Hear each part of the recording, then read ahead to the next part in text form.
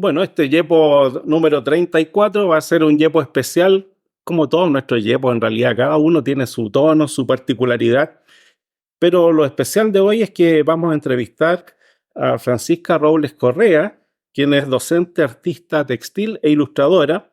Ella es docente de la UTEM y eso sí para nosotros es algo nuevo porque eres la primera docente, te contamos, fuera de los bibliotecarios, ¿no? Que va a participar en YEPO, pero porque hay una afinidad de tema, porque hay intereses compartidos que tienen que ver con el libro particularmente. Y esto voy a contar cómo surgió. Bueno, Francisca escuchaba a Yepo y como varios profesores de la UTEM me lo han dicho, les ha parecido interesante, lo han ido siguiendo, han aprendido cosas con Yepo y se sienten parte de esta comunidad. Y ella nos saluda y nos dice, miren, me gustaría conversar con ustedes porque yo soy parte de una colectiva de artistas textiles de diferentes ciudades de Chile. Trabajamos con el oficio de la costura para la creación de libros textiles. Estos libros textiles son una suerte de fanzine o libro de artista que forman parte de algunas bibliotecas y que se usan mucho también en actividades de mediación y de fomento lector. Y luego dice que durante septiembre ella fue invitada a la Feria del Libro de Medellín a exponer sobre la inclusión de los libros textiles en los espacios lectores. Todo esto nos interesó ya bastante. Ella en esa feria durante 4 días estuvo conversando con grupos de bordadoras de Antioquia, reflexionando sobre los cruces entre artesanía, editorial, biblioteca y cultura popular. Todo eso a nosotros nos compete porque se asocia a las bibliotecas y estos libros textiles se relacionan claramente con nuestro trabajo también profesional. ¿Cuáles son los aportes del libro textil a los espacios de archivos y lectura? ¿Cuáles serían los desafíos para su interacción? Son preguntas que nos competen y nos interesan mucho. Bueno, Francisca además ha publicado ya al menos 3 libros que tienen que ver con este arte textil aplicado. Les vamos a mostrar algo en una foto por ahí. En el 2020 en la colección Mari Mari y después en el 2016 antes en Víctor, otro libro editado por Quilombo Ediciones, y en el 2012 ya hay un antecedente, Boy, que fue su primer libro ilustrado en textil. Nos mostró este libro, realmente es precioso y nos va a contar hoy día de este proceso. Los recibimos en esta mañana para nosotros con Cristian Cabeza, director del podcast. Hola, buenos días. Muchas gracias por estar aquí. Nos interesa crear este espacio del YEPO y abrirlo también a otras voces. Si uno ve la trayectoria del YEPO, quizás una de las cosas importantes es que nosotros hemos estado aquí con muchas bibliotecarias y bibliotecarios que nos han contado experiencias desde sus distintas realidades. Y hay varios que han hablado de temas que tienen relación con este. El primero, el libro cartonero, pero además de ese, los que tienen que ver con mediación, producción de literatura infantil, hay temas en los que de una forma u otra estamos participando. Y también en la relación con la comunidad, que es algo que hacen las bibliotecas públicas y que está muy bien recogido en estos libros. Por favor, tú cuéntanos desde lo que tú has visto, de lo que has hecho en todos estos años, ¿cómo ves esta relación entre libro, lectura, biblioteca, comunidad? Bueno, muchas gracias por el espacio, porque surgió la idea y aquí estamos conversando. Y bueno, yo como artista textil paso últimamente mucho en bibliotecas y en espacios lectores porque me invitan a trabajar temas que tienen que ver con la comunidad. En el fondo, cuando las bibliotecas, según lo que yo he visto con mi experiencia, quieren integrarse a los barrios en los que se emplazan y salen a conocer a los vecinos o los quieren invitar, quieren hacer trabajos en conjunto, siempre aparecen las bordadoras, las textileras. En Chile tenemos una tradición textil. La mayoría de las personas, si les preguntamos, se van a acordar que una tía les bordaba algo, les tejía los zapatitos. Hay como una tradición de enseñanza popular respecto al textil que es muy potente. Y esa tradición en los años 70 se transformó, fue muy evidente con las arpilleras, que fueron ilustrando en el fondo con bordados, con patchwork, todo lo que pasaba en la dictadura, que no aparecía en una prensa oficial, por ejemplo. Y las arpilleras quedan como mito en el inconsciente ahí social, que luego en el estallido aparece súper potente y muchas jóvenes se sienten muy reconocidas con ese oficio. Y cuando salen a las marchas, o cuando uno ve las marchas del 8M, por ejemplo, yo siempre las veo a ver cuántos textiles van a aparecer.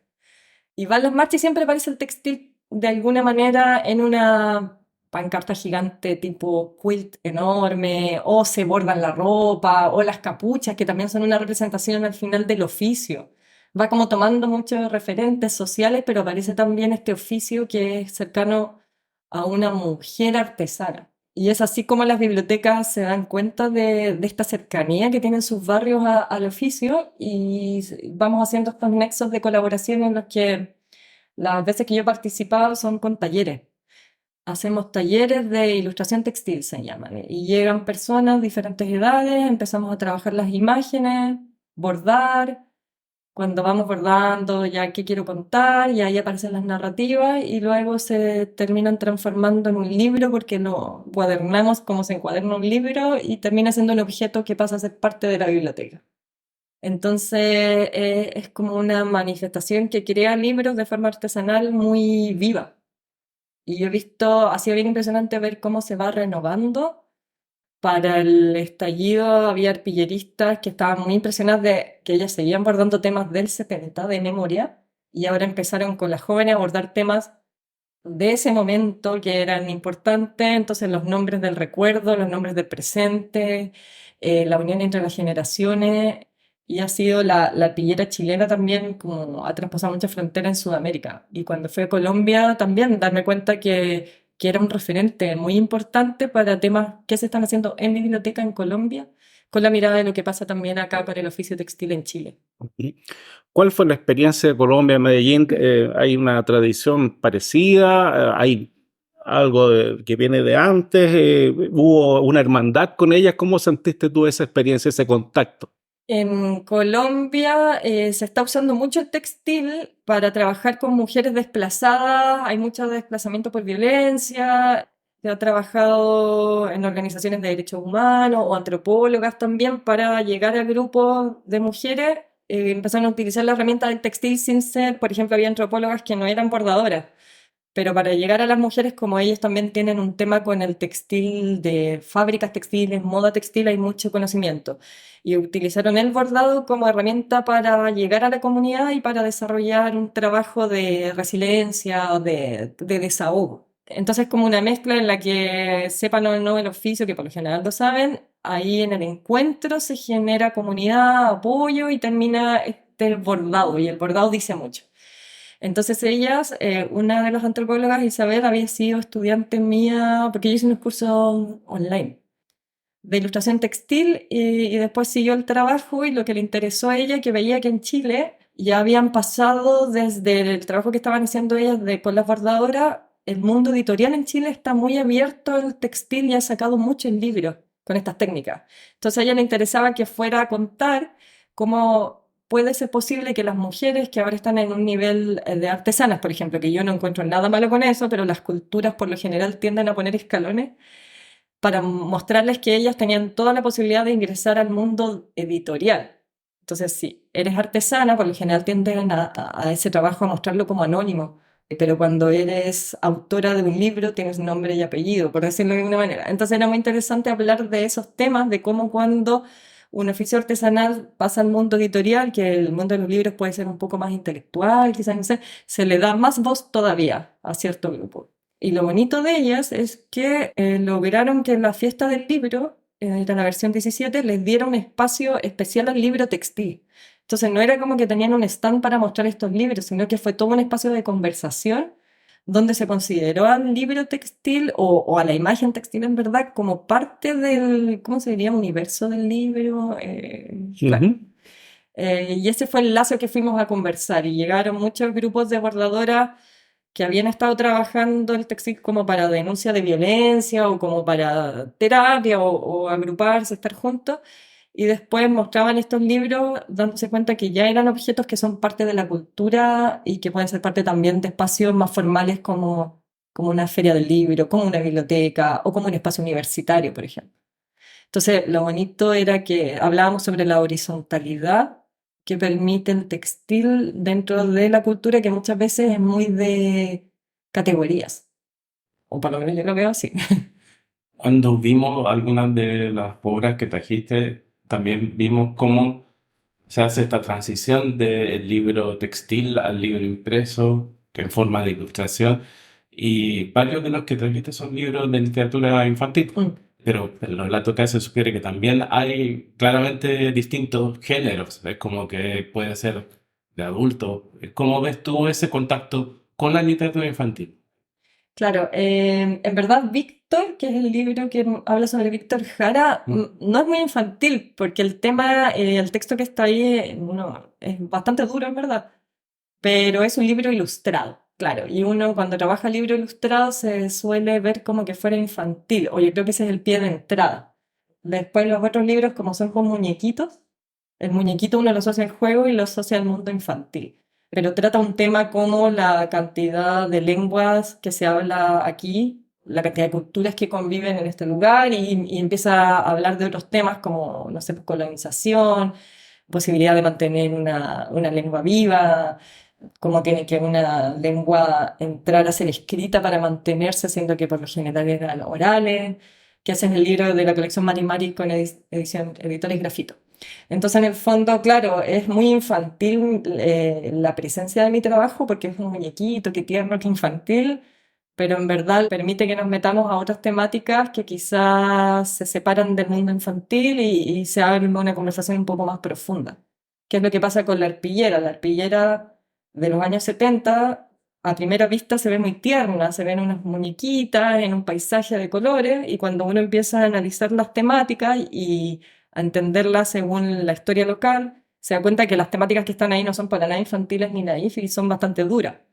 Entonces ese pie de entrada tiene en nuestra historia textil en Chile que se ve muy tierno, además se ve muy cándido porque lo hacen mujeres mayores de, no sé, pues, adulto mayor, que se tiende a decir, es como un poco paternalista, quizás como, ¿qué va a decir esta señora? Y bueno, ¿y por qué no? Tiene muchísimo que contar de una historia. Entonces, el textil fue para mí un pie de entrada así. Cuando uno hace una imagen bordada en textil, mucha gente o la que conoce textil lo va a asociar a la arpillera y por lo general va a esperar que haya algo más social ahí, que no sea como que va a tratar un tema tan liviano. Va a tener algo relacionado a nuestra historia textil, no- igual es un poco doloroso en el fondo, porque si lo pensamos desde precolombino, desde las arpilleras, siempre es un poco la voz de grupos que se quedan fuera. Mira, me acordé de Marta Carrasco, fíjate, de Mampato, me vino como así como de repente un flashback, porque ahí, claro, siendo niño uno leía Mampato y estaba este elemento, había muñequitos que ya creaba y que después pasaban al papel en una segunda parte, ¿no? Era como, ella tenía una creación original y después se veía y contando una historia este muñeco. ¿De cuándo vendrán estos primeros libros textiles en Chile, crees tú? El libro textil, así, uy, no sé, pero la arpillera viene, las narraciones bordadas, en verdad son precolombinas, el textil precolombino narra, pero nosotros no logramos a veces codificar la imagen de un telar, por ejemplo. Hay símbolos en los telares mapuches que hablan de arañita, la arañita tiene que ver con la tradición del tejido del telar, pero después esta imagen que nosotros reconocemos más ya como el dibujo que se enseña, que es como una enseñanza más europea, viene como de fines de los 50 con Violeta Parra, que para mí Violeta Sí. Parra, bueno, es completa. Es una ilustradora también textil, es una artista que hace unos textiles que los saca el bordado de su formato y hace unos bordados gigantes y narra. Su imagen la leemos, es como una muralista, bordadora, ilustradora. Y al mismo tiempo que ella está haciendo eso, que ella lo hace con una potencia impactante, mujeres en Isla Negra hacen sus bordados. Ahí fue con Leonor Sobrino, que era una mujer italiana que llegó a Isla Negra y les enseñó como el oficio del bordado, pero ellas empiezan a narrar lo que vivían en el día a día en Isla Negra y también se transforman en ilustradoras textiles, o así lo veía yo siempre. A mí me alucinaba cómo desde los 50 el textil se transforma en imagen narrativa, muy Sí. potente. ¿Cuándo pasa a ser libre, encuadernarse como libro? Así, en verdad no sé, un hito específico, ojalá si alguien escucha lo dijera.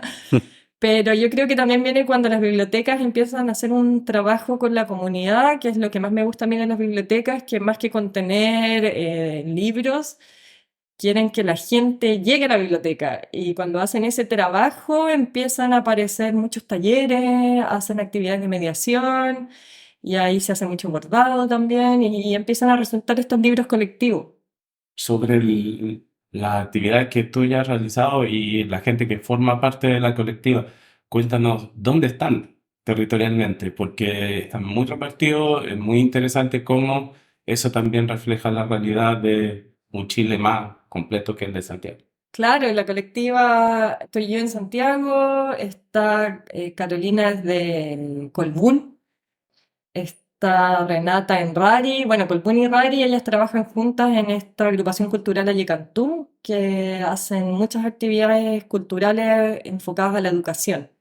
Entonces ellas tienen la fanzinoteca Errante del Maule, que hacen sus fanzines también y libritos cartoneros, y entre eso también meten el textil y tienen como una actividad súper completa relacionada a las culturas con acercamiento a las comunidades. Está María José Durán, que está en Calle Larga, en los Andes, y ahora está terminando un proyecto que se llama Tramar el Caminar, que fueron trabajando también con diferentes grupos de mujeres, viendo el tema de lo sensorial en el textil para hablar de una geografía. Ambas, Colbún y los Andes, el tema de cómo cuando hablamos de una geografía no, hablamos también de las problemáticas de los peligros que viven los entornos naturales o del extractivismo y aparece ahí también el tema, siempre aparece lo político en el fondo relacionado a las comunidades y el textil se usa para que manifestar eso de una forma visual. Y también está Anico, ella está en Chobellén, cerca de Peyúgue. En Peyúgue hay una agrupación, Manos de María, se llama Manos de María, que son mujeres que después del tsunami tomaron todas las donaciones de ropa que no se estaban utilizando porque les llegó una cantidad de ropa enorme que ya no sabían qué hacer con ella y la transformaron en artesanía textil en un inicio. Se consiguieron como una media agua que les dio la municipalidad de emergencia, armaron su taller y se han ido ganando fondos y ahora tienen muchas máquinas de coser. De la artesanía pasaron a hacer un libro contando su historia sobre el tsunami y ahora ese libro lo van moviendo por escuelas, se transforma como en narradoras educadoras también. Bueno, pero Nico no es de ese grupo, pero vive ahí cerca de ese sector. Y ¿quién más en esta? Ah, y está Daniela Uri, que ella tiene una editorial hermosa de libros textiles que se llama Minar, Ediciones Textiles, hace un trabajo alucinante con el tema del lenguaje, va como desconfigurando el lenguaje y transformando las letras a la puntada y va jugando un poco con reflexionando de qué es este formato de libro que contiene tanta información. Y ella en este momento está en Loncoche. Y bueno, y hay mucha gente más que no es parte de la colectiva, pero está Andre, la Surcida, que está en La Serena y también están trabajando en libros textiles y muchas personas de norte a sur en Chile arman estos grupos con bordadoras, sacan libros, los envían a otras partes del país, los libros van de gira, de norte a sur, y van contando como un poco lo que está pasando en ese lugar, las del norte le cuentan a los del sur, y es muy bonito en verdad lo que ha ido pasando. Y como los libros son, como ven acá, blanditos, texturados, la gente se acerca, no se ve como un libro tan serio. Y entonces, por lo general, la gente se acerca a tocarlo. Y ahí empiezan a pasar las cosas como de conversación. Hay personas que son libros, así como en Fahrenheit 451, que encarna el libro. Y nos contaste tú antes de una narradora de Valparaíso, pues. Sí, ella no forma parte de la colectiva, pero ella hace un trabajo, es Vicky Silva, Cuentos con Faldón, se llama su trabajo. Ella es narradora oral y se transforma en un libro, como dices tú, y se viste de su ropa, son las páginas del libro, de los bolsillos saca personaje, abre la falda y va transformando en un mar, en una montaña, y ahí va contando las historias. Y también está Chascona cuentista, Castora cuentista, también muchas mujeres que son cuentacuentos, que acá hay una escuela de cuentacuentos muy potente también en Chile, que rescatan la oralidad y utilizan también el textil, los muñequitos, el libro textil, la ropa como soporte para ir contando estas historias. Y ahí también genera un acercamiento porque cuando aparecen muñequitos se acercan los niños, se acercan las mujeres, se acercan adultos también y empieza como, ay, mi abuelita hacía esto, y me acuerdo cuando abordaban esto, yo tenía un vestidito y bueno, ahí se ve que es una historia viva, que tiene mucho más para contar. Es como un golpe directo al inconsciente, así como Sí, que totalmente. Si uno ve el muñequito, no hay les viene mediación. como una Claro, nostalgia inmediata. claro. El títere es esa sentir Claro, un algo alma de... en algo. Y también esa sensación de, yo también puedo hacerlo, ¿por qué no lo he hecho? Pasa también muchísimo, como alguien ve y dice, bueno, voy a regalarle a la hija que van a hacer de mi amiga, le voy a hacer yo el libro. Entonces todos se transforman un poco en hacedores de libros. Comentábamos también antes, hablando sobre el libro cartonero, que hay un interés respecto de este libro, y estoy seguro que de este también, por ejemplo, en Estados Unidos, como que se ve como una manifestación muy propia de América Latina. Bueno, hablamos sobre el origen del libro cartonero, claramente hay una afinidad. ¿Tú has visto esto también en tu experiencia? ¿Interés de otros países, en Europa, en Estados Unidos?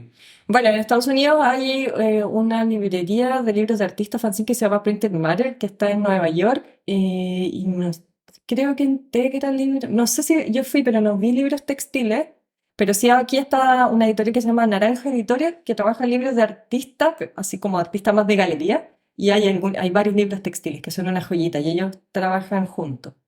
Pero en Francia especialmente está Julia Peslier, que ella es docente de literatura juvenil mi memoria es muy mala, no recuerdo ahora el nombre de la universidad, pero ella sí ha trabajado mucho conmigo, sacaron unos libros anuales con temáticas de investigación y habló sobre varias ilustradoras chilenas respecto a cómo van usando el textil para narrar. Hay muchísimo interés en Francia sobre lo que es el textil, bueno, y en Europa principalmente por las arpilleras, porque hay un trabajo de archivo con las arpilleras que les llama mucho la atención. Pero claro, las arpilleras se queda todavía como a nivel de la arpillera y ya la investigación que está haciendo Julia es más respecto a las ilustradoras textiles, e investigación así como del libro textil propiamente tal. Todavía no he visto porque está mutando las textileras a transformarse más en hacedoras de libros, pero sí es muchísimo el interés porque se ve que es muy prolífico todo lo que pasa con el bordado a nivel político-social acá. Bueno, y en Colombia también les interesaba muchísimo. Chile es bastante referente, según lo que vi, en temas de cultura y de libro. Claro, en el libro uno siempre ve el producto, pero acá me parece que el proceso es muy importante. El proceso, de hecho, se comparte como colectivo, pero ese proceso de crear este libro textil te da un tiempo, tiene un tiempo y tiene una manualidad también, una memoria de otro tipo. ¿Tú has participado en experiencias de creación colectiva de libros textiles o sabes Sí. de esas? Yo en las bibliotecas, porque cuando voy a las ferias de libros o a las bibliotecas, por lo general hacemos libros colectivos, porque como es lento, se trabaja cada una página y luego se unen y logramos terminar el libro como a tiempo. Y nuestra colectiva en verdad se une por eso, porque todas teníamos libritos, pero el proceso es tan lento que en un año uno no alcanza a tener una cantidad de objetos como para mostrar. La muestra como que siempre, claro, requiere como este punto final.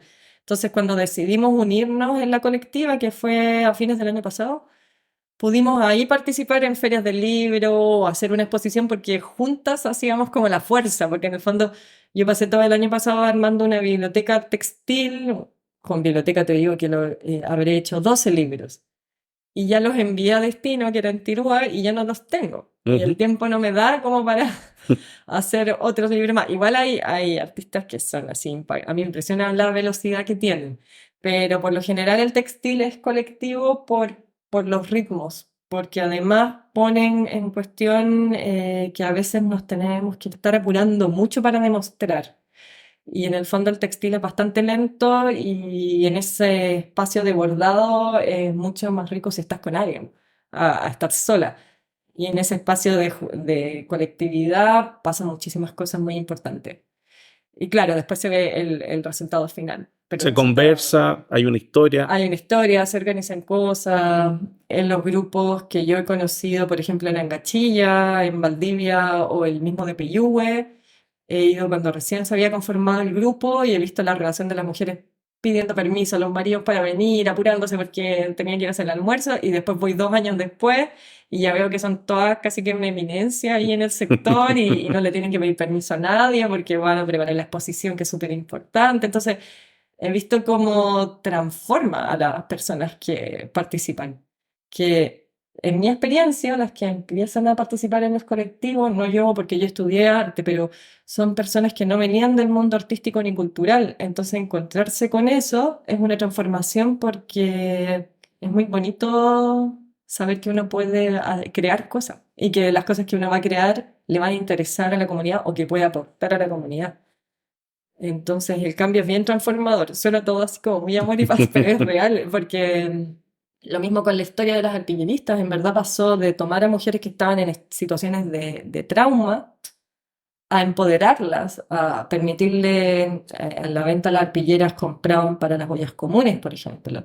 Entonces al final a transformarse en mujeres que traían sustento. En Isla Negra las mujeres cuando empiezan a abordar en los 50 no estaban en una situación traumática, pero sí de carencias por temas de industrialización, el campo tiene menos ingresos, y cuando empiezan a vender a sus arpilleras, sus bordados les empieza a ir muy bien, logran traer ingresos a sus casas, y por lo general el rol de la mujer en los 50 en Isla Negra no era ese, y hay una transformación respecto a cómo lo ven sus nietos, sus hijos.